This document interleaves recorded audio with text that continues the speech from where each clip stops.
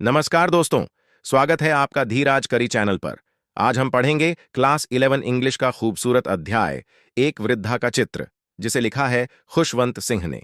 चलिए शुरू करते हैं। NCERT की हर लाइन को सरल और मजेदार अंदाज में समझना। लेखक बताते हैं कि उनकी दादी बिल्कुल पारंपरिक भारतीय दादी की तरह थीं, बूढ़ी, झुर्रियों वाली और धार्मिक स्वभाव की। उन्होंने कभी उन्हें जवान नहीं देखा था और उनके लिए यह सोचना भी अजीब था कि वह कभी सुंदर और जवान रही होंगी। उनके दादाजी की तस्वीर दीवार पर टंगी रहती थी और वह भी बहुत बूढ़े लगते थे। लेखक को लगता था कि उनके दादा दादी की सिर्फ पोते पोतियां ही हो सकते हैं। लेखक अपनी दादी का वर्णन करते हुए बताते हैं कि उनका चेहरा बेहद शांत और स्थिर था।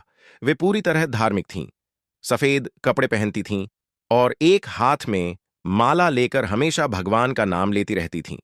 उनका जीवन बहुत ही सरल और आध्यात्मिक था।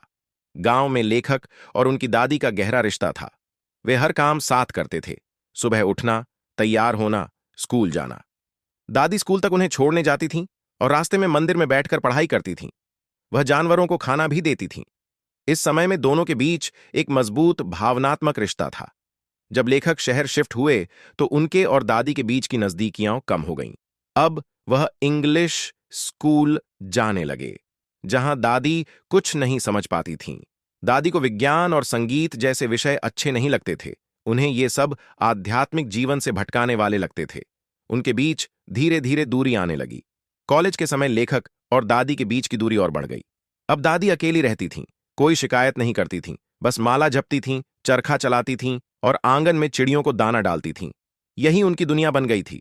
जब लेखक पढ़ाई खत्म कर विदेश से लौटे तो दादी बहुत खुश हुईं, लेकिन वह जानती थीं कि उनका अंत निकट है।